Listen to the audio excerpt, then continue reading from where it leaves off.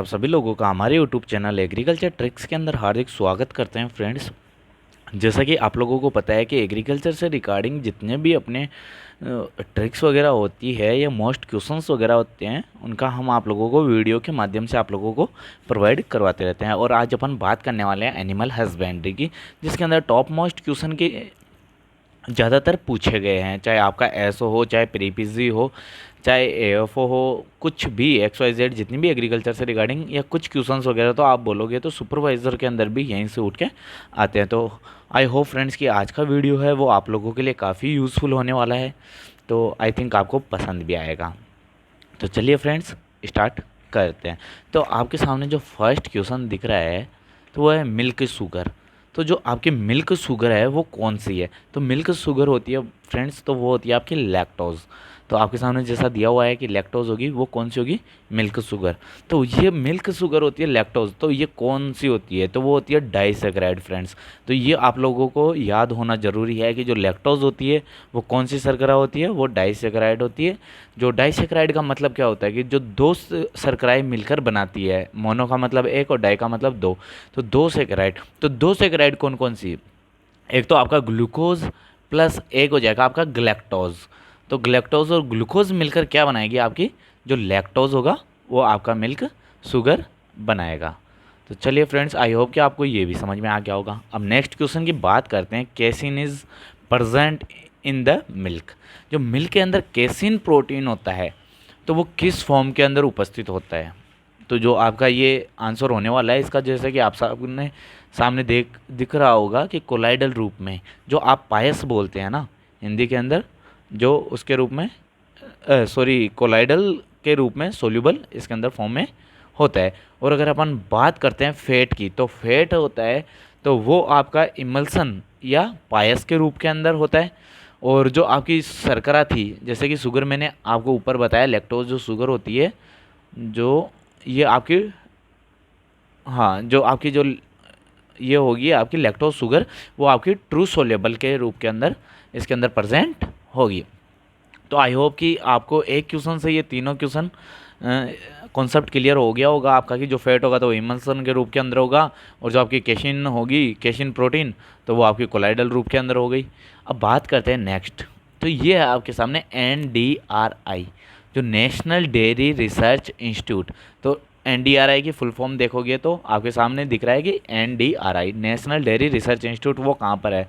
तो आपका NDRI होगा वो करनाल हरियाणा के अंदर उपस्थित है फ्रेंड्स। और ऐसा ही करके अगर आपके सामने आ जाए NDDRI, यानी कि national dairy development research board, oh sorry NDDB, तो नेशनल डेयरी डेवलपमेंट बोर्ड आएगा, तो वो आपका हो जाएगा कहाँ पर? गुजरात, आनंद गुजरात। तो आनंद गुजरात से आपको एक चीज़ और याद रखनी है फ्रेंड्स कि जो national dairy research development board भी हो जाएगा वहाँ पे, और उसके साथ साथ में जो मेनली यूज़ करने वाली याद रखने वाली चीज़ है वो अमूल। जो अमूल की डेयरी है वो भी कहाँ से? आपकी गुजरात से। अमूल की फुल फॉर्म आती है, तो उसके अंदर भी ये यहीं से आता है फ्रेंड्स, आनंद से कोरिलेट किया गया है ना। अब बात करते हैं नेक्स्ट क्वेश्चन की आपके सामने, एलिमेंट एब्सेंट इन मिल्क, कि ऐसा कौन सा एलिमेंट है जो कि मिल्क के अंदर एब्सेंट होता है? तो वो आपका हो जाएगा Fe, मतलब कि आयरन। तो आपका आयरन एलिमेंट क्या होगा? इसके अंदर एब्सेंट होगा। और रिच होगा, तो रिच सबसे ज़्यादा जो मिल्क के अंदर पाया जाता है वो होता है आपका कैल्शियम। तो ये बहुत बार सुना भी होगा कि बच्चों को दूध पिलाते हैं क्योंकि कैल्शियम की कमी ना हो। अब बात करते हैं कि एलिमेंट कम कौन सा हो गया? आपका Fe, आयरन हो गया।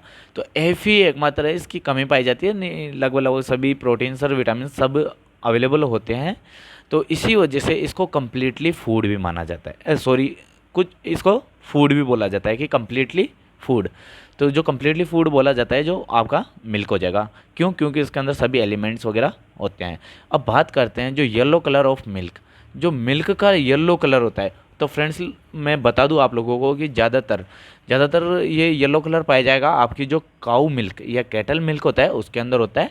तो येलो कलर किसकी वजह से होता है? तो वो कैरोटीन होता है। कैरोटीन के कारण मिल्क का येलो कलर हो जाएगा। अब dual purpose breed of cattle, जो कैटल की ड्यूअल पर्पस है ना, द्विप्रयोजनीय नस्ल, तो वो कौन सी होगी, वो आपकी हरियाणा हो जाएगी फ्रेंड्स। और आपके सामने अगर हरियाणा ऑप्शन में नहीं आ रहा है तो आपको ऐसा नहीं सोचना कि और कौन सी होगी, तो उसके अपोजिट आपको करना है। हरियाणा आती है तो फर्स्ट प्रायोरिटी देनी है, या फिर आपकी थार पारकर। इसके अलावा भी 3-4 ब्रीड और है जो द्विप्रयोजनियों के रूप में ली जाती है। अगर आपको वो ब्रीड्स वगैरह याद नहीं है तो हमारी प्रीवियस वीडियो में जाकर आप देख सकते हो, हमने अच्छे से ये एक्सप्लेन किया हुआ है कि कौन सी ड्रॉट ब्रीड है, कौन सी डबल पर्पस ब्रीड है, उनकी आसान आसान ट्रिक बना के हम लोगों ने समझाया हुआ है। तो आप हमारा प्रीवियस वीडियो देख सकते हो उसके अंदर। अब बात करते हैं नेक्स्ट क्वेश्चन की। आपके सामने दिख रहा है फैमिली ऑफ कैटल। जो कैटल होगी मतलब कि काऊ की, तो जो आपकी इसकी फैमिली होगी वो कौन सी होगी, बोविडी। तो आई होप कि ये तो सभी को ऑलमोस्टली याद रहता ही है। अब Toda is a breed of, जो टोडा ब्रीड है वो किसकी है, ये आपके एसओ के अंदर भी पूछा गया है फ्रेंड्स। ये क्वेश्चन बहुत ही एग्जाम की दृष्टि से बहुत ही महत्वपूर्ण है। जो आपकी टोडा ब्रीड होगी वो आपकी बफेलो की हो जाएगी। और अगर बात करते हैं इसका टोडा नाम कैसे पड़ा, तो ये एक ट्राइब्स के आधार पर, मतलब कि जनजाति के आधार के ऊपर इसका नाम पड़ा है। और इसका नेटिव मानेंगे अपन टोडा, तो वो आपका तमिलनाडु हो जाएगा। वैसे कुछ बुकों के अंदर दक्षिणी या पश्चिमी एशिया ऐसा कुछ दे रखा है। वैसे अगर मेन एग्जैक्ट लोकेशन की बात आती है, फिर जगह की बात आती है, तो इसके अंदर आपका हो जाएगा तमिलनाडु, जो टोडा का नेटिव हो जाएगा। तो आई होप कि आपको ये भी समझ में आ गया होगा। अब बात करते हैं मिल्क मशीन ऑफ इंडिया। तो मिल्क मशीन ऑफ इंडिया किसे बोलते हैं फ्रेंड्स, तो मैं आप लोगों का एक कन्फ्यूज़न दूर कर देता हूँ कि मिल्क मशीन यानी कि जो कि मशीन के जैसे दूध देती हो, कि खूब बहुत ज़्यादा दूध देती हो। तो इंडिया के अंदर ऐसी कौन सी ब्रीड है, तो सबसे ज़्यादा दूध देने वाली ब्रीड है वो आप क्या हो जाएगी, मुर्रा। और इसकी अगर फैट कंटेंट की बात करें तो इसके अंदर 7% फैट कंटेंट पाया जाता है। और ऑलमोस्टली सभी बफेलोज़ में 6 से 7 के एवरेज के अंदर जो आपका फैट कंटेंट होगा वो पाया जाएगा। और अगर अपन बात करें कि सबसे हाईएस्ट है ना, तो वो आपकी भदावरी हो जाएगी, जिसके अंदर 12 से 13% या ऑलमोस्टली 13% फैट कंटेंट इसके अंदर पाया जाएगा। और एक चीज़ और कन्फ्यूज़न दूर कर देता हूँ फ्रेंड्स मैं आप लोगों का, कि इंडिया के अंदर जो सर्वाधिक मिल्क प्रोडक्शन होता है वो होता है बफेलो के द्वारा। इंडिया के अंदर जो मिल्क प्रोडक्शन होगा सबसे ज़्यादा होगा वो बफेलो के द्वारा। और ओवरऑल वर्ल्ड की बात करें तो ओवरऑल वर्ल्ड के अंदर जो एनिमल्स होते हैं उनके अंदर जो नंबर ऑफ़ एनिमल्स होते हैं, तो सबसे ज़्यादा नंबर ऑफ़ एनिमल्स है तो वो आपकी होगी काऊ। और जो दूध का भी होगा वर्ल्ड में बात करें मिल्क का, तो वो कैटल के मिल्क की बात करेंगे कि जो सबसे ज़्यादा दूध होगा या मिल्क होगा वो किसका होगा, कैटल का वर्ल्ड के अंदर। और इंडिया के अंदर बात करें तो आपकी बफेलो आ जाएगी। ओके फ्रेंड्स, आई होप कि आपको ये भी कन्फ्यूज़न दूर हो गया होगा। अब बात करते हैं सिकल सेप हॉर्न इज़, कि जो हंसिया आकार के या सिकल सेप के हॉर्न मतलब कि सींग पाए जाते हैं वो किस में पाए जाते हैं फ्रेंड्स। तो अगर ये मेन करेक्टर्स होते हैं ना इनके, तो उनका भी हमने वीडियो बनाया हुआ है, तो आप एक बार वीडियो ज़रूर देख लीजिएगा, उससे आपको आसानी से याद हो जाएगा। जैसे सिक्किल आ जाएगा, सिक्किल से सूरती, तो ऐसे कोरिलेट करके आपको सिक्किल से सूरती कोरिलेट करोगे तो उसकी हमने ट्रिक बनाई हुई है, तो सभी ब्रीडों की आप याद कर लोगे आसानी से, है ना। तो सिक्किल से फाउंड पाए जाएंगे आपकी सूरती के अंदर जो हंसिया आकार के होते हैं। अब बात करते हैं maximum fat in buffalo milk. तो मैंने ये आप लोगों को पहले ही बता दिया कि मैक्सिमम फैट यानी कि सबसे ज़्यादा फैट बफेलो मिल्क के अंदर पाया जाता है, जो वो कौन सी ब्रीड है, तो वो आपकी भदावरी हो गई। मैंने बता दिया 13% आपका इसके अंदर होता है। अब बात करते हैं नेक्स्ट क्वेश्चन की। तो इसके अंदर है नंबर 1 एग लेइंग ब्रीड। तो ये है आपका पोल्ट्री से, कि जो पोल्ट्री के अंदर जो नंबर 1 पे है जो एग लेइंग के अंदर, जो एग देने के अंदर, तो वो कौन सी ब्रीड है, तो वो आपकी हो जाएगी वाइट लैंड हॉर्ग, है ना। तो जो वाइट लैंड हॉर्ग है वो सबसे ज़्यादा आपकी एग लेइंग है, जो कि शायद पर ईयर 220 एग्स देती है, 220 अंडे आपकी पर ईयर वो देती है। और अगर बात करें तो वो मेडिटेरेनियन से बिलोंग करती है। तो ये भी आप लोगों को बहुत ज़रूरी है। ये आपका क्वेश्चन अभी प्री पीजी 2020 के अंदर भी पूछा गया है कि जो वाइट लैंड हॉर्ग थी वो किससे है, तो वो मेडिटेरियन से थी। तो आई होप कि आपको ये भी कॉन्सेप्ट क्लियर हो गया होगा। अब बात करते हैं नेक्स्ट क्वेश्चन की। मीट ऑफ गॉट मतलब कि बकरी के मांस को क्या कहते हैं, इट इज़ चेविन। तो क्या कहते हैं अपन, चेविन।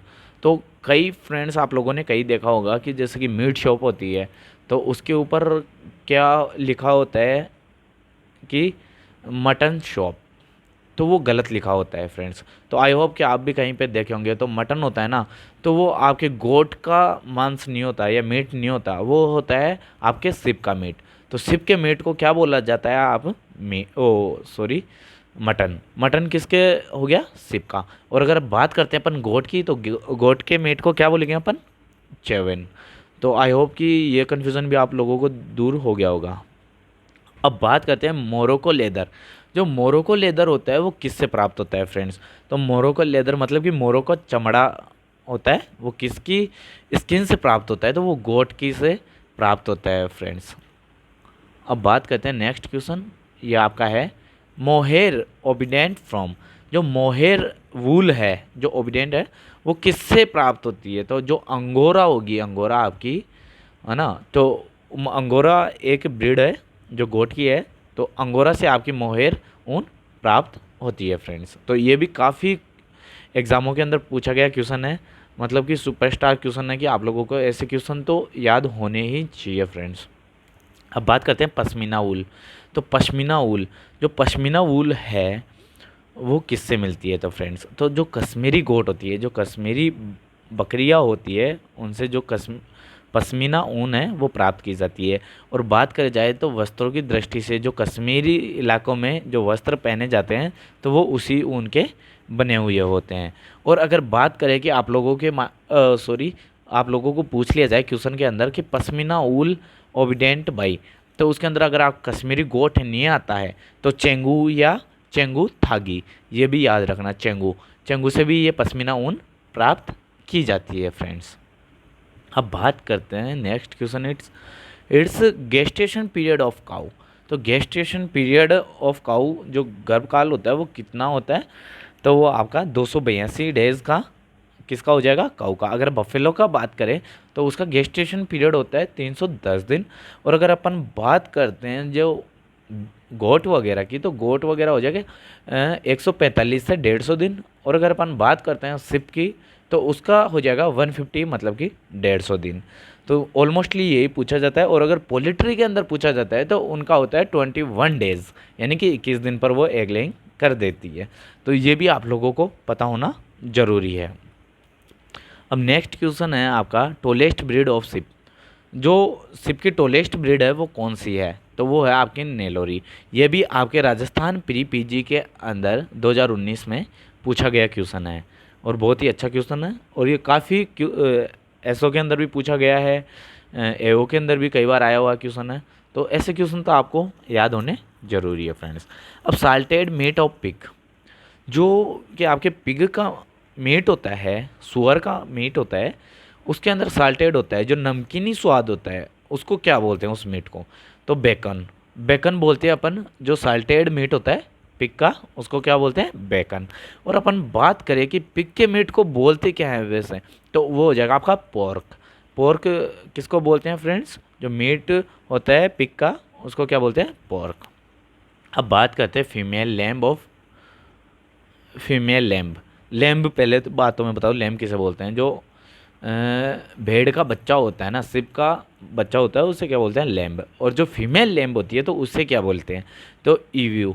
ईव्यू बोला जाता है फीमेल लैम्ब को। अगर यहीं पे बात कर ले अपन इसकी मेल की, कि मेल लैम्ब को क्या बोला जाता है, तो आपका जो मेल लैम्ब होगा वो होता है रैम, RAM। जो रैम बोला जाता है वो मेल हो जाएगा। और अगर रैम नहीं आता आपके सामने तो उसको टब भी बोला जाता है। रैम और टब, ये दोनों किसको बोला जाता है? मेल लैम्ब को। और फीमेल की बात करें तो आपके ईव हो जाएगा। अब क्लोनल डोली, जो ये क्लोनल डोली थी, जो क्लोन तैयार किया गया था फर्स्ट, जो तो वो किसका था डोली? तो वो था फ्रेंड्स भेड़ का। तो ये क्वेश्चन तो आप लोगों को याद होना ही चाहिए कि क्लोन था जो डोली सिप का था। तो ये तो आप लोगों को याद होना चाहिए। और इसी के साथ साथ मैं एक चीज़ और बताना चाहूँगा कि जो भैंस होती है, तो भैंस का जो सबसे फर्स्ट क्लोन तैयार किया गया था तो उसको बोला था गरिमा। और अपन बात करें अपन गोट की, कि गोट की ब्रीड जो फर्स्ट टाइम क्लोन तैयार किया था वो थी नूरी। तो नूरी तो आपकी हो जाएगी गोट की, एंड इसकी बात करें बफेलो की तो वो गरिमा हो जाएगी, और अगर शिप की बात करते हैं तो आपकी डोली बेड हो जाएगी। और अगर अपन बात करें कि फर्स्ट क्लोनल, जो फर्स्ट क्लोन था वो डोली का था, वो शिप का था फ्रेंड्स। और जो आपकी जो भैंस एंड गोट हो गई वो बाद में की गई थी। अब बात करते हैं स्प्लेनिक फीवर। स्प्लेनिक फीवर है वो किससे होता है, तो ये एंथ्रेक्स से होता है, एंथ्रेक्स होती है।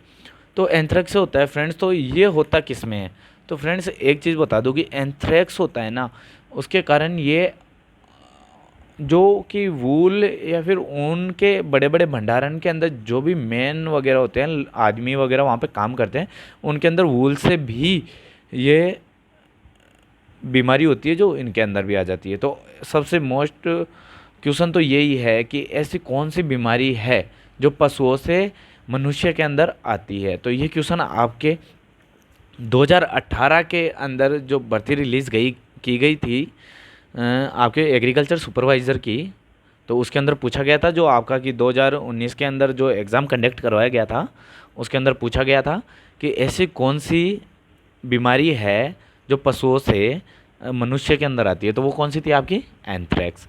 और इसको क्या बोलते हैं, स्प्लेनिक फीवर। अब नेक्स्ट क्वेश्चन की बात करते हैं, नेक्स्ट एंड लास्ट क्वेश्चन है। तो अब ये है आपके सामने शूडो रूमिनेंट। शूडो रूमिनेंट होता है वो किस में पाया जाता है, तो शूडो रूमिनेंट बता दूं मैं आपको, जो फुट आमाशय होता है वो किस में पाया जाता है। कि फुट का मतलब होगा कि जो कम्प्लीटली नहीं पाया जाता, जो रूमिनेंट जो आमाशय होगा वो कम्प्लीटली नहीं पाया जाएगा, तो वो किस में पाया जाएगा आपका फ्रेंड्स, कैमल के अंदर। अगर वैसे देखे जाए तो अगर कम्प्लीटली होता है वो 4 पार्ट के अंदर डिवाइडेशन होता है, तो 4 में से अगर अपन कैमल की बात करें तो उसके अंदर ओनली 3 पार्ट्स ही पाए जाएंगे। और जो इसके अंदर एब्सेंट होता है तो वो आपका हो जाएगा ओमेजम। ओमेजम आपका इसका एब्सेंट हो जाएगा। और सबसे जो बड़ा भाग होता है तो वो होता है रूमेन। तो ये क्वेश्चन भी एसओ के अंदर पूछा गया है कि जो ये आपका रूमिनेंट के अंदर जो पशु होते हैं, तो पशु के रूमिनेंट में सबसे बड़ा यानी कि लार्जेस्ट होता है वो कौन सा होता है, तो वो क्या होता है आपका रूमन। तो ये आप लोगों को पता होना ज़रूरी है। तो आई होप फ्रेंड्स कि आप लोगों को ये वीडियो पसंद आया होगा। तो अगर पसंद आए तो लाइक करें, शेयर करें, कमेंट करना ना भूलें। और अगर कुछ गलत बता रहा हूँ मैं, या फिर आपको कुछ अलग एडवाइस लग रही है, या आप लोगों के लिए नया वीडियो चाहते हो, तो हमारे को कमेंट बॉक्स के अंदर बता सकते हो कि हम नेक्स्ट ट्रिक वगैरह या उसके ऊपर वीडियो हम डाल सकें। Okay friends, thank you friend.